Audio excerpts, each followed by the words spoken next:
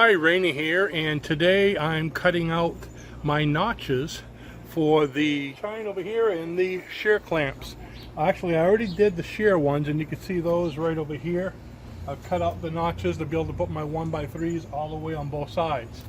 Now I'm doing them up here, and the first step is to measure what I'm going to cut. Of course, I need to have the 1x3 like this. This one's just holding the frames apart, but that's going to be here, and it needs to be inlaid with the frame. So I did this one, I drew that one. So what I did is I cut a piece out, and I'm just going to put it here where I want it to be. And I'm cutting up, drawing where I'm going to be cutting. Same thing on this side. And there we go. One more here.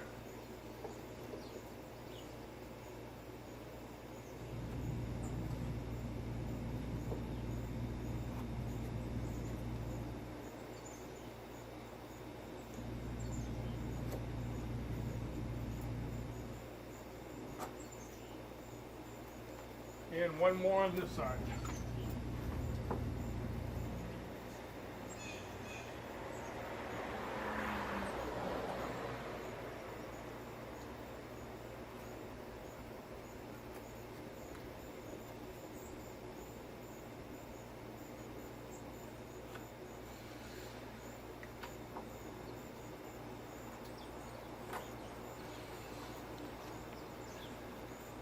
Now down here on the shear clamps, I was able to cut these notches out with a jigsaw. Over here I can't do it with the jigsaw because even with the large blade it won't go through, because this is a 2x4 and that's a 2x4. So 2x4 is 1.5 inches, so that's 3 inches, and the jigsaw usually goes about 2 max.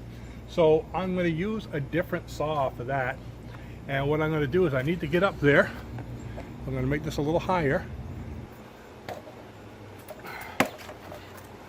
What I'm using is a Bauer portable or handheld bandsaw that will get through both. Now be careful, you have to be careful also that there's no nails anywhere here.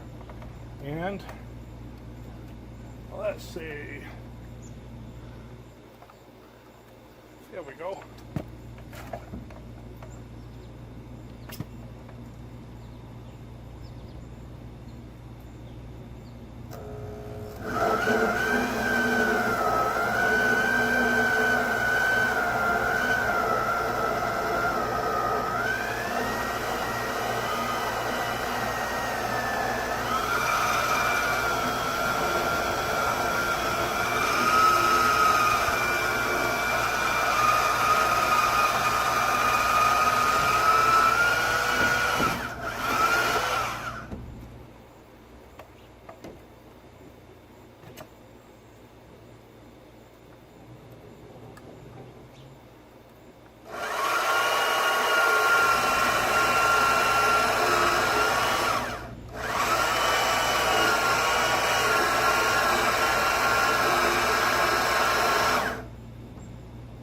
And there we go.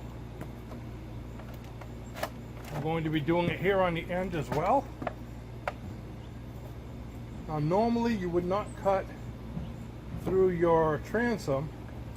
The reason I'm going to is I'm going to have everything extend another 30 inches to put on a swim platform.